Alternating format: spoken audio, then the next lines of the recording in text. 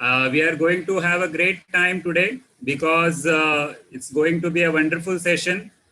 We will be discussing about the newer aspects, and I will like to welcome Dr. Manoj Khatri. He is a specialized retina surgeon, and he will be talking on retinal clinical insights in newer dimensions for retinal dysfunction treatment. Welcome, Dr. Manoj. You can take over.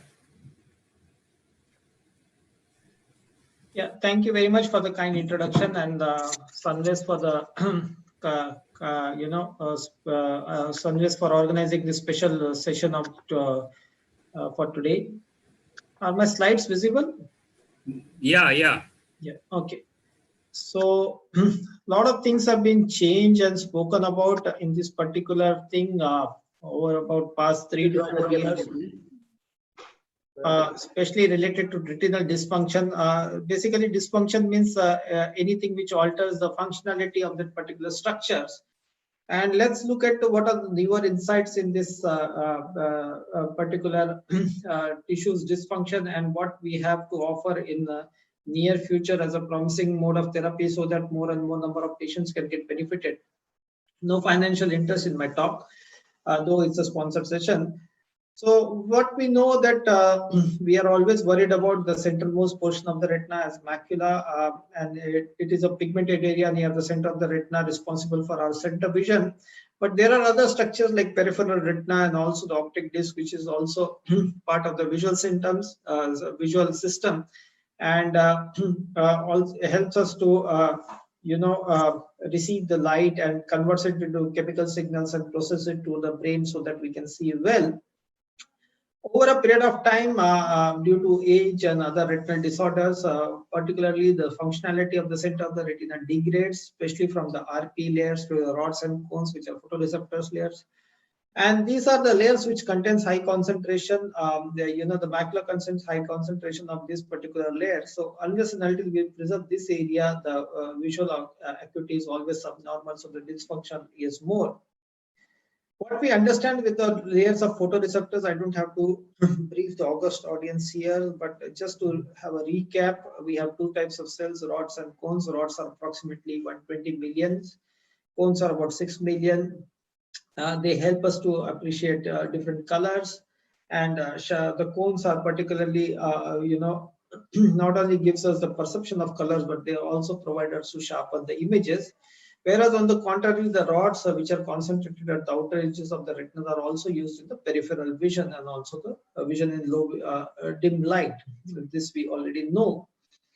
Retinal diseases, preferably age-related macular degeneration and diabetic retinopathy, over a period of time goes into dysfunctional changes, and this can affect part of the retina and can lead to severe vision loss and even blindness if left untreated in time. Diseases such as detachment of the retina, which also can undergo some kind of a dysfunctional change because of the chronicity of the disease, or also a loss to the photoreceptor layer per se. And we know that it is a detachment from the neurosensory tissue, and it progresses as we delay the treatment, especially the surgical intervention, if at all required for this particular condition. And over a period of time, other diseases like macular hole and some kind of a vitreomacular traction causes progressive neurodegenerative degeneration, dysfunction and degeneration over a period of time, and leads to a distorted or blurred vision or a vision which is not normal. It's always a subnormal vision. Diabetes per se is a chronic systemic disorders which impairs the ability of the body to process blood glucose. Insulin, we know it's secreted by pancreas, helps to absorb glucose. And over a period of time, diabetic related blindness can lead to dysfunctional changes, as well as not treated in time can lead to permanent blindness. We know there are different stages of diabetic retinopathy. It starts with a microangiopathy in form of aneurysmal dilation, and then hence or if left untreated can go to one stage to the other stage. So the whole shift area of treatment or for researchers and from clinicians world over is shifting to the preventing occurrence of this disease per se, this one AMD and so on, so that the dysfunction of the retina is maintained, is try to minimize, sorry, not maintain, help to minimize, and we can, preserve this vital tissue so that the treatment becomes quite easy. We know chronicity of diabetic retinopathy can lead to a condition called diabetic macular edema, which also causes photoreceptor loss, dysfunctional changes, and so on. Age-related macular degeneration, both the forms, dry macular degeneration and the wet macular degeneration, are known to cause irreversible form of visual loss if left untreated. And dysfunction and degeneration is one of the major reasons that entire focus for research has been shifted to, either to prevent or slow down the progression of these particular diseases once sets in. So what are the current line of treatment for example, age-related macular degeneration? If you just take example of one particular disease, we know combination of nutritional supplements which have been widely used also world over, not only the placebo treatment, including vitamin C, vitamin E, lutein, zeaxanthin, zinc, copper, with AREDS1, AREDS2 formulation, whatever combination you use. But again, there is a risk for this, formulations. People who have, smokers, so lung involvement is quite common. So we need to be quite selective. We cannot just give it as a blanket treatment. And also sometimes it never helps. It just becomes like a placebo treatment. And this formulation is one of the most commonly given formulations, especially in the US. If you go and see any household in the US, typically have one psychiatric drug, one depression drug, and one multivitamin supplement for the general health, and one supplement for the eye disorders, which includes nutrition supplement. Anti-angiogenic drug, I don't have to tell this august audience that we are using it, day in and day out in form of bevacizumab, ranibizumab, and so on. But this comes only in the treatment for the advanced stages. Photodynamic therapy, though it's not available for last year or so, but this was one of the mainstay of advanced wet macular degeneration. We have tried destructive therapies like laser therapy and in select cases dexamethasone implant to reduce the macular edema, but nowadays we don't use this kind of a treatment anymore. So these are the mainstay of treatment, especially the anti-angiogenic therapy. Now the question comes is only anti-angiogenic, there is anti-vascular endothelial growth factor, which blocks the VEGF proteins, is helpful enough to control the damage, delimited damage, and gives us the best possible anatomical and structural outcome, or we can add something to it, So this is what is a question for today's discussion, especially from my talk, and can we help us to make this slightly better? So these are the gaps and needs in the treatment of retinal dysfunction. Predominantly antioxidants play a vital role. We know this is a chronic oxidative stress.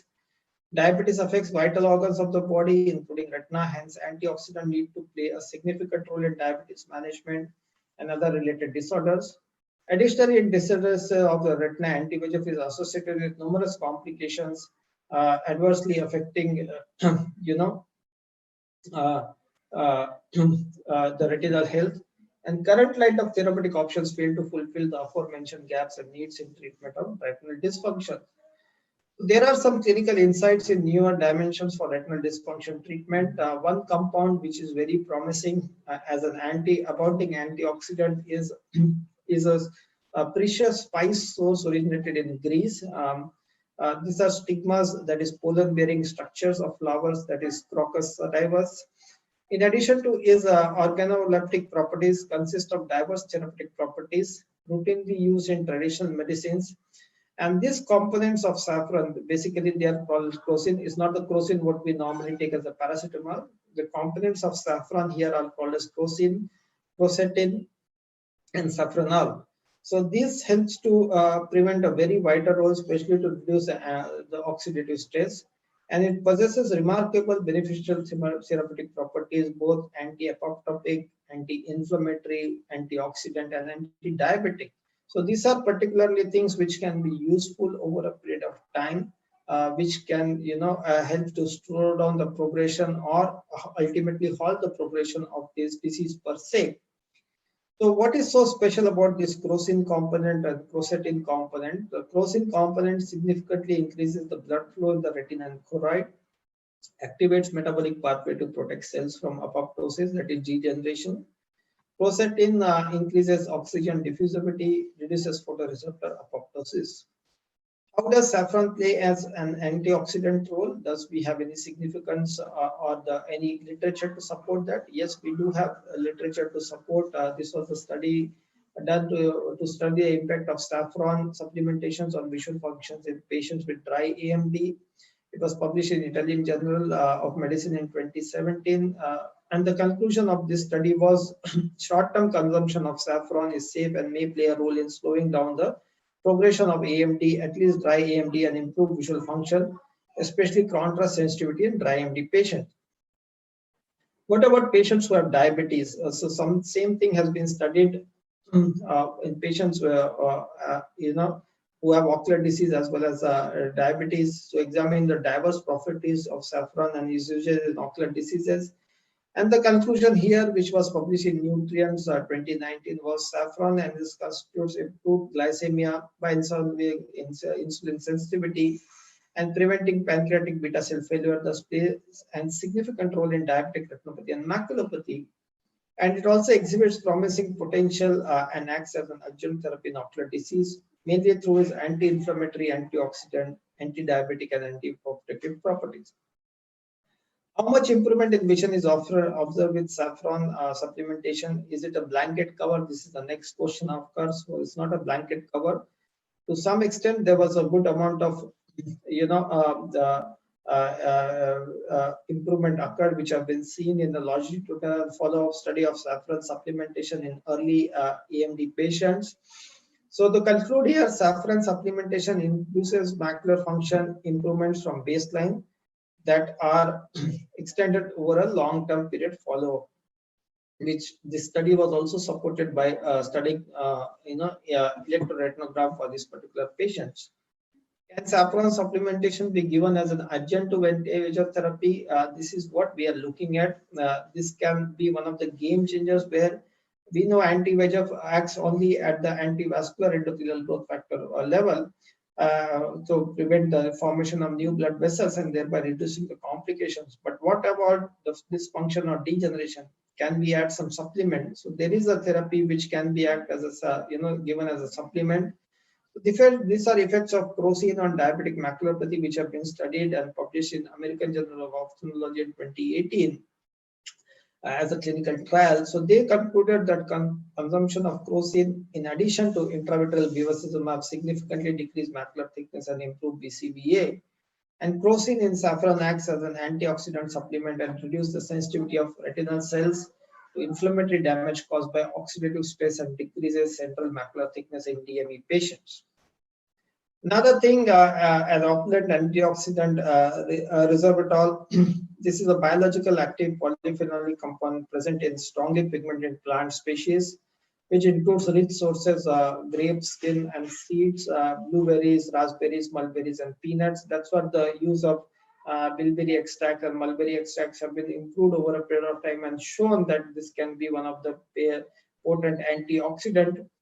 And multitudinal activity has been documented along with the anti-proliferative activity, anti-angiogenesis, antioxidative, endothelial protection, anti-platelet, their mode of action, their beneficial effects in different models have been studied and shown to give some kind of visual, beneficial effects, especially in patients who have wet macular degeneration and even retinal vein occlusions and diabetic retinopathy. So there is a thing where we can limit the oxidative damage and also anti-angiogenesis damage, and also give some kind of a platelet protection to the health of the retina, and thereby give good functional results to our particular patients. So antioxidant and anti-inflammatory role of resveratrol has been studied in ophthalmic diseases, which have been published in various journals.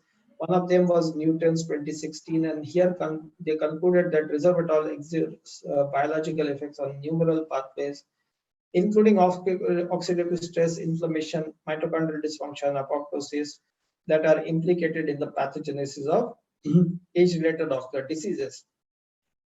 Another study showed improved visual acuity and retinal integrity with resveratrol-based supplementation in patients with macular degeneration. And resveratrol supplementation supports restoration of photoreceptors and retinal pigment epithelial function, further improving visual acuity and retinal integrity in severe AMD patients. Can resveratrol can be given as an adjunct to anti-VEGF therapy? I will definitely say yes. We have evidence for that. Resveratrol resolves the adverse effect of bevacizumab on cultured ARPE19 cells. And there they concluded that combination therapy of bevacizumab and resveratrol prevents the adverse effect of therapy in patients with wet AMD and PDR and suggests an additional role of resveratrol beyond its antioxidant properties. Resveratrol suppresses expression of VEGF by human retinal pigment epithelial cells, which is a potential nutraceutical for age-related macular degeneration. And it also suppresses the secretion of VEGF-A and VEGF-C, thus exerting anti-CNV effect, and thus can be used as an adjunct anti-VEGF therapies for maintaining RP function and in controlling macular edema, diabetic retinopathy, and choroidal neovascular membrane. So to conclude briefly what we have spoken, though we have a long session ahead, but retinal diseases can lead to serious visual issues if not treated in time. And even if there are some things where the presentation is late or we cannot do much on the antioxidative pathway, which can progress into severe vision loss and blindness. We know that and we experience that in our day-to-day practice. Multiple nutrient supplements play a vital role in management of retinal disorders, but fail to play its part in associated complications. So this is the area to target. And supplementation of saffron and resveratrol with other micronutrients aids in the management of retinal dysfunction and other associated complications, and can also serve as an adjunct treatment option with the existing line of treatment. Thank you very much for a patient hearing, and thank you, Sanvez, once again for the kind invitation, as well as All India Ophthalmic Society for the kind invitation. Thank you so very much. Thank you, Dr. Manoj. That was really wonderful talk. And there is an advantage of thank you, doctor. Thank you so much. Yeah, Dr. Manoj. So, what do you think? This Crocin and all, they are actually useful in retinal diseases. So yeah, so it will help to, we will know once we start using it in routine practice, it's going to be available to us soon, and maybe clinical data from Indian subcontinent will be quite useful. So let's discuss it out further after you finish your talk, and then we will take it forward from there. Sure, sure. Then we'll start with the second talk. Yes, please. Yeah.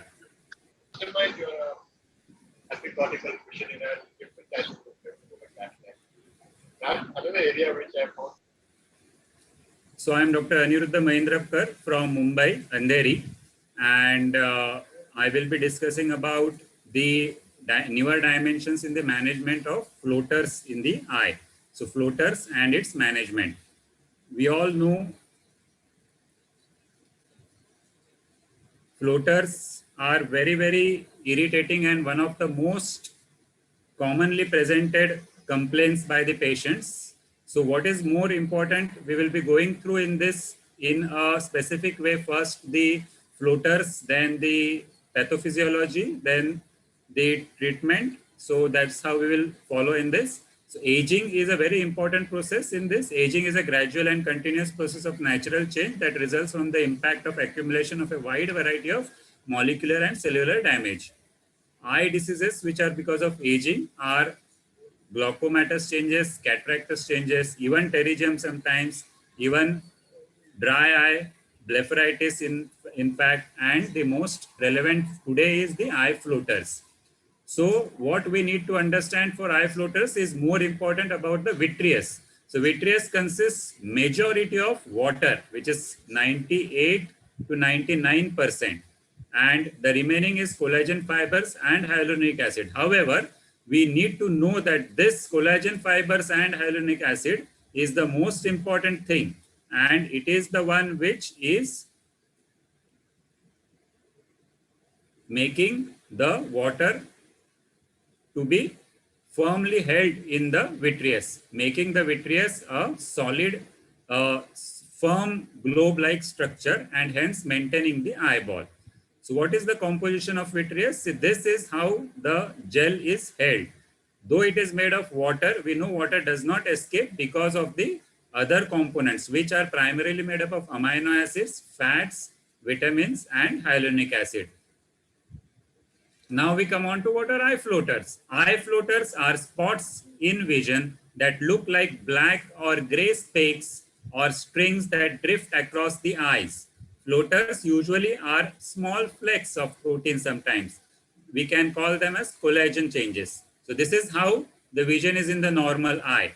But in an eye with floaters, when the light is passing inside, it gets obstructed because of the floater, and so the other rays of light reach, whereas this ray is not reaching. This casts a shadow on the retina, which is seen by the patient as a floater. So the floaters can be seen as how the architecture is. It can be sometimes dots, it can be squiggly lines, it can be ring shapes, there can be thread-like strands, or there can be cobwebs. This is a picture wherein the patient is seeing how the floater looks like. We can see here. Now, we know that vitreous syneresis and posterior vitreous detachment, these are the most important causes of eye floaters related to aging. However, there are a large number of abnormalities in the eyes that may also cause symptoms of eye floaters. So anything that is obstructing the light, that is any cellular material within the vitreous, may cause eye floaters. So these can be either red blood cells, which are because of hemorrhage, and white blood cells, which are because of inflammation. So what can be the causes of hemorrhage? That is any injury, diabetic eye disease, retinal tear, because of which involves the blood vessel, or even a surgical treatment. What can be the causes of inflammation? It can be non-infectious uveitis, again an injury, which can be penetrating or blunt, an infection in the eye, or an eye surgery. So these all can be pathological causes of floaters. So these are the lists. So why is floaters important? A patient who develops new floaters must definitely get an eye examination to rule out the retinal tear or other pathological causes like hemorrhage or inflammation. So this is to ensure that no disease that can be treated to prevent permanent vision loss. So while neither flashes nor floaters typically cause any harm other than irritation or annoyance to the patient, they may signal a serious retinal condition which is underlying, particularly in patients with a recent onset. So this is very important, recent onset, which can be the hallmark of vitreous humor separating from the retina. Vitreous humor separation, that is PVD, may ultimately lead to a retinal tear or detachment, which does not cause pain, but which can cause permanent loss of vision. So now we'll go on to the pathophysiological occurrences. How does aging affect? So aging causes changes in the jelly-like substance of the vitreous that leads to liquefaction in the vitreous. As a result of this deterioration process, the protein fibers in the vitreous tend to shrink and they clump together. Because of this, slowly the vitreous starts to separate from the retina. So these were the causes that we just discussed, and these intrinsic phenomena. So that is called as entoptic phenomena, visual effects whose source is within the eye. So we just saw aging and myopia, also increased oxidative stress, changes in collagen and hyaluronan bond, gel liquefaction, fibrous degeneration, even the collapse of the vitreous body, all these cause floaters. So aging causes the amino acids and minerals to degenerate, and then there starts to be spaces forming which lead to a shadow formation on retina and affects the vision. So why are floaters important? Floaters themselves, as we just discussed, do not cause anything by themselves. However, they can be a harbinger, or they can be an indicator of some underlying disease. So also floaters themselves sometimes can cause poor quality of life in a patient. So what are the current line of treatment? We have to just observe and counsel the patient and tell him that don't worry, everything is fine. Or sometimes we can do laser, and even a surgical procedure can be done. So how observation helps? Floaters usually settle down on their own, and the patient may neuroadapt to them. So if the patient is getting adapted, Great, nothing else to do. If the patient does not adapt, if he is not happy, then we have treatment options. There are now some oral treatment options also available. There are some great studies which are showing that antioxidant degeneration and vitreoretinopathy can be changed. So focus of roles on exogenous micronutrients like vitamin C, amino acids, GSH, these can be used as antioxidants because vitreous body is laden with antioxidants that could protect against the oxidative stress. We saw oxidative stress is one of the most important causes of the vitreous degeneration. So what was the highlight? Vitreous accumulates high concentration of hydrosoluble antioxidants, which has a damaging effect on ROS produced in response to stress. Amino acids used in ocular developments and functions as antioxidants. GSH inhibits degradation of hyaluronic acid and removes oxygen radicals, helps in recycling of vitamin C and E. These are not synthesized in the body.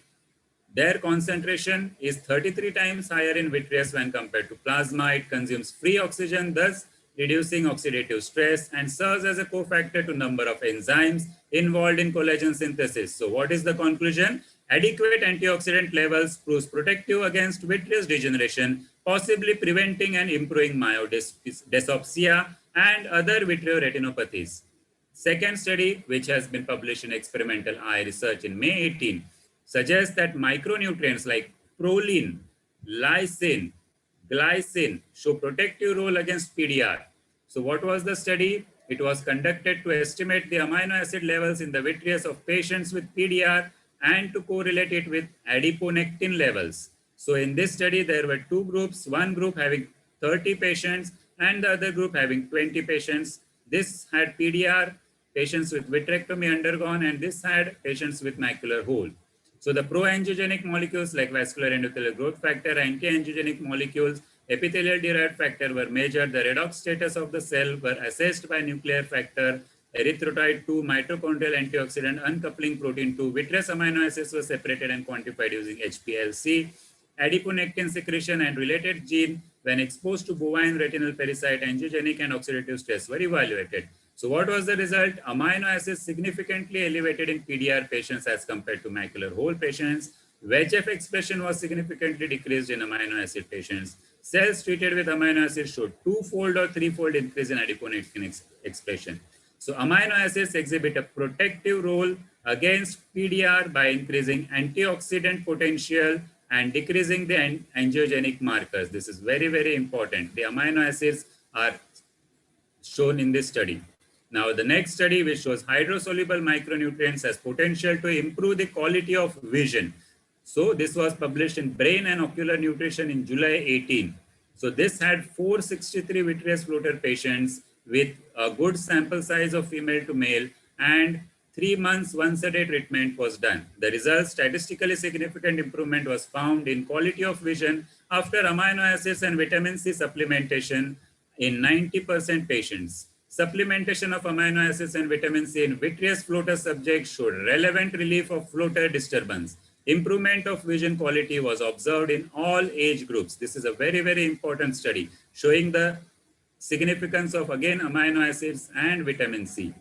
So how do these micronutrients cross the blood retinal barrier? This is an obvious question. We will have blood retinal barrier which will inhibit or stop other agents from going into the retina. However, studies have shown that micronutrients do cross the blood retinal barrier. That is glycine. It is carried via a carrier-mediated transport. GlyT1 likely mediates glycine transport. Then vitamin E via scavenger receptor class P type 1 of inner and outer retinal blood retinal barrier. Magnesium actively transported across the blood retinal barrier. Histidine via carrier-mediated transport process amino acid transporter. L-proline via system A, most likely A2A.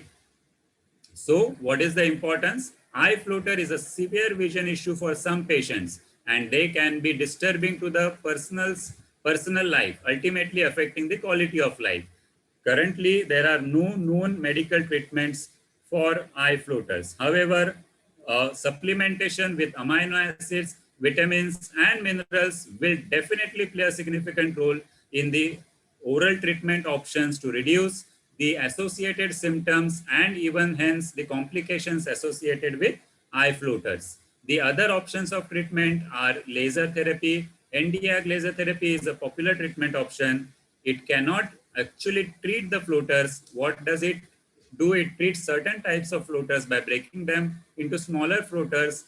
The risks are not so well known, but it is a reasonably safe procedure. The other option is also a surgical treatment. So this was a patient who actually had pathological type of floater because of the vitreous hemorrhage. He was a diabetic patient, and vitrectomy helped this patient significantly by reducing his floaters. So these type of secondary floaters, which are because of vitreous hemorrhage and other causes, can definitely be treated with floaters. However, even for age-related floaters, vitrectomy is nowadays being performed. That is called as floater-only vitrectomy. It removes the vitreous. It actually need not be seeing the floater, but it is effective in almost all cases. In this, the risks are known. It is as safe or safer than even cataract surgery, especially with the 23 gauge type of surgery. Blindness from infection or even retinal tear and retinal detachment, the incidence is very, very low, less than this, and it can be almost similar to cataract surgery. So it is basically a core vitrectomy, and a retinal surgeon can easily perform it. In fact, it is very, very easy. Induction of PVD in a case of vitrectomy for floater, I will be not definitely sure whether to do it or no, but many times I personally do not do it because there is some risk of retinal tear associated with PVD induction. There are other agents like ochriplasmin which are given by injection, but this is not available again in India. There is a Pre-Macular Bursa, which is not an issue if vitrectomy is done. So this is a small study which we have done about 23 gauge pars plana vitrectomy for symptomatic floaters. Here we study the safety and efficacy of 23 gauge pars plana vitrectomy. Inclusions: the patients are symptomatic vitreous floaters which cause detrimental impairment to their daily functional activities. Most patients were examined for multiple visits and they were properly counseled about the risks, benefits, and alternatives to pars plana vitrectomy. Patients were excluded if they had any other underlying abnormalities like epiretinal membrane, VMT, RD, vitreous hemorrhage, or inflammation. Core vitrectomy was performed. Here we had induced PVD and extensive search of retinal breaks was done. So 18 months of follow-up was done. Mean age was 63. Male to female ratio was almost same. So the mean logmar vision improved. The Snellen's visual acuity had also improved from 618 to 69. The quality of life questionnaire was also done, and there was a significant improvement with 96% patients saying satisfied and 85% patients showing a complete success. Complete success was defined as freedom from the symptoms. So operative procedure was either there was a vitrectomy, a core vitrectomy with, if there is a pre-existing PVD, nothing, but if there is no PVD, then PVD induction was done. Fortunately, none developed a retinal tear. There was, in the PVD group, iatrogenic retinal break occurred in a non-PVD patient and it was treated with laser barrage. There were cases of cystoid macular edema postoperatively and vitreous haze was seen for initial few days. But both these patients, all these patients had improvement within 1 month. There were no serious complications post-vitrectomy. So our study showed that sutureless 23G vitrectomy decreases the surgically induced trauma, operative time, and even inflammation, good rapid recovery, and helps in giving significant improvement in visual acuity in patients who had severity, very high severity of symptoms. All patients had impaired quality of life initially, which had improved later on. So there was low complication rate, there was low iatrogenic retinal tear, there were no other complications apart from this, and there was high patient satisfaction. So the limitations is that it is a retrospective study, there can be a selection bias, it is a very small limited patient population, and difficulty in determining the presence or absence of preoperative PVD. The patients in this study underwent a survey many months after the procedure, so recall bias for the quality of life survey might be questionable. patients with an active lifestyle combined with a desire to improve their quality of life tend to present more often regardless of their profession. So those patients who have a impaired quality of life come. So as vitreoretinal specialists, we should be increasingly sensitive to patients' subjective visual symptoms and visual complaints. We should not just ignore them. Now we have treatment options wherein we can even prescribe them these oral supplements which have a good nutrient components, and it will definitely help the patients in improving their symptoms. At the same time, some patients can be chosen for the sutureless pars plana vitrectomy, which will be helpful in alleviating their frustration and improving their quality of life. Thank you.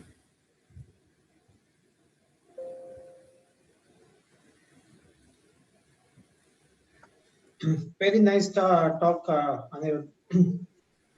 Yeah. So how often we are considering vitrectomy? No, it's quite rare. In fact,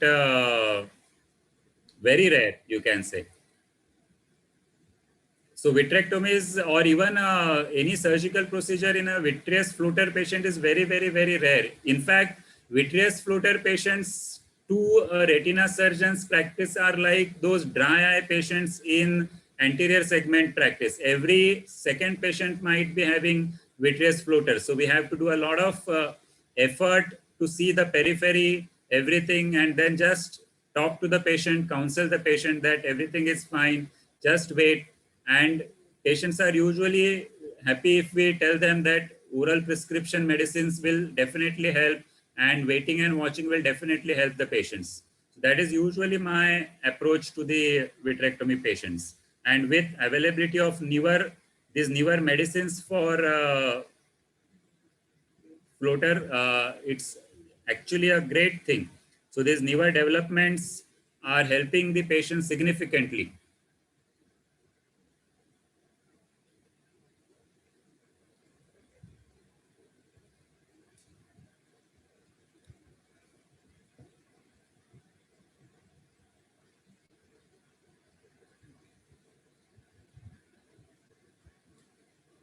Yeah, Dr. Manoj.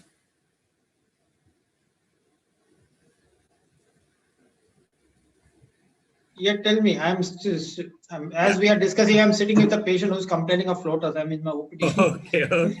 Okay. So, yeah, I was just going to ask you the same thing. What is your personal experience about floaters and how do you manage floaters? So, what is your approach to treating patients? Conservative management. Yeah. So I think that's the best way of managing the patients, and we have now a good line of newer advanced treatment options wherein we can prescribe them oral treatment also. So many times even psychologically they feel better and they are happy. So what is the follow-up that you ask these floater patients, sir? Always educate them about signs and symptoms of RD. Yeah. Two ways to look at it. Very symptomatic patient, I have followed them after 3 weeks. Yeah. Yeah. Please go ahead.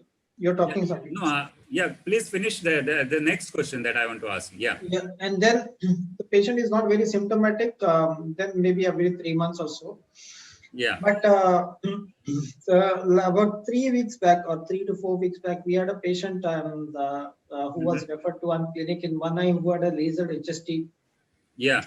And the other eye, one colleague of mine saw, and then she said nothing to be done because of COVID. They were scared to dilate, and this patient had COVID about 2 weeks back, before having a symptomatic floater, presentation.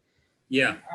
Within 24 hours, from the onset of symptom of floater, he developed a macula on RD. Oh. So the clue was the other eye had a big HST, which has already been well lasered by me. So the thing is, what I request everyone, as you rightly mentioned, dilate the patient and see them thoroughly. That is a trick. Yeah. Sometimes we can even prevent retinal detachments, do a good laser and, warn the patient, give them 2-3 weeks of rest with adequate posturing and all, can go in a long way. Yeah. So that is what I wanted to say. Just happened recently in our experience. We had many experience like this. I'm sure you also must Yeah. have had, but this was just a recent in COVID times. Yeah. I think that was a very, very important point that Dr. Manoj highlighted from his personal experience, that every patient with floater should be taken seriously, should undergo proper dilated examination, preferably by a retina specialist who can do a peripheral examination and depression and look for any early signs so that we can prevent the complications from occurring. Yeah, now, Dr. Manoj, also about so we are on the newer approaches or newer development. So in diagnostics, do you think any of these wide field fundus cameras will help in identifying peripheral lesions in patients with floaters earlier than just manual examination, if cost considerations are kept away? No, I don't think so. The only thing is that unless and until the patient develop a lattice with a hole or an RD or an HST, that only will be picked up. Picking up vitreous lesions with this wide field imaging still is a challenge. If at all, it's just a vitreous problem. Yeah. And what happens is the peripheral view, whatever said and done, I was fortunate to be part enough to be, to give some insights in the development of Optos as well about in 2011, 2012. Yes. Whatever is said and done, it cannot pick up the 3D resolution of a peripheral retina. Yeah. Main retina, so center portion is okay. So there's where most of the problem lies, and that's a big challenge. However, said and done, I think there was a small subgroup analysis study done by Shankar Mitrala group in which they showed almost 35% increase in the treatable peripheral lesions on wide field imaging. As a routine screening tool, patients walking in any retina OPD and gone into wide field imaging. Okay. So 35% increase in the peripheral retinal lesions. That's a big number. Yeah. So this is what we need to, and these are all patients who are either symptomatic or asymptomatic, and they needed treatment. In fact, they have shown in one patient where the HST just evolved as a retinal detachment, and timely barrage saved the patients undergoing a surgery. So these are all things, and I think all these supplements like Vitrion and all will definitely play a role here. You have a HST and then you have barrage it well. Now you want the PVD to occur, so some kind of vitrolysis, pharmacological vitrolysis should happen, and then you can save this eyes. Yeah. So this is what I think Vitrion and all will be quite promising, at least for this subset of patients. So that's again a very good point highlighted by sir, that this newer diagnostic equipment plus the newer treatment modalities are helping us in identifying the patients quite before they develop severe disease, and thus helping in reducing the complications and visual problems that can occur in the patient. So a patient who would have developed detachment and required surgery with suboptimal visual outcome will have a great outcome with almost normal vision if he undergoes just laser barrage, because of the recent developments and newer modalities of diagnosis as well as non-invasive, that is oral treatment. The second thing which I wanted to highlight is the placebo effect of these drugs. You see a patient with floaters, you don't give him anything, he will always doubt you. Yes. That's true. So with a very good placebo effect of all these medicines, especially I will say, it goes along. Even if you give them a lubricant, they will be much more happier than not receiving anything. Yes. So this is also again very, very important point, that the patient is really concerned about his own condition, and when the doctor is taking him seriously and giving him medicine, it definitely helps him. The medicine also works, but sometimes even if the medicine is not working, the patient feels happy, and that feeling itself gives a symptomatic improvement in this patient. And neuroadaptability is, I think, that is what works in these patients when you have prescribed these medicines to the patient. That these are very, very important points that sir is pointing out. Regarding sir, Crocin and those factors that I was asking you, your personal experience or anything you will like to share? I have not used it as such. I think in near future, Sunrise is going to launch the product, maybe post AIOS. That's what they told us. So we will looking forward to it. But definitely we as all of us are core retina specialists, so we feel that something else is going on beyond this, so we need multi-targeted therapy rather than just sitting with one anti-VEGF or a steroid or whatever, maybe a AREDS to supplementation. And these trials are long overdue. Yeah. I think because lack of pharma support or financial support, somehow these don't get underway. Yes. We need to look at patients as a whole with a holistic approach and give them much more additional benefits. Definitely, once you have this kind of vascular disorders or neurology,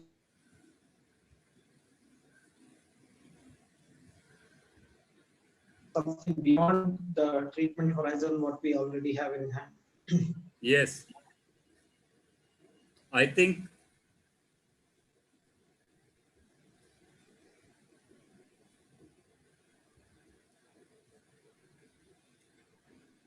are you still there, sir? Yeah. I think these are. I'm very much there. I'm very I think these are really nice new medicines that are coming up, or you can say supplements that are coming up, because in today's stressful life, today's lifestyle wherein many of our people who are having to skip their meals, have to eat outside, don't get proper adequate diet, adequate nutrition. So these ingredients, in fact, saffron has been there in our cultural, cultural diet for so long. And we now see how important it is, similar to turmeric and other things that were there in our diet, and they were really helpful in keeping us healthy. So I think all of these new developments will definitely help us to treat our patients and to prevent them from getting serious disorders. I don't think there are any other questions coming, sir. So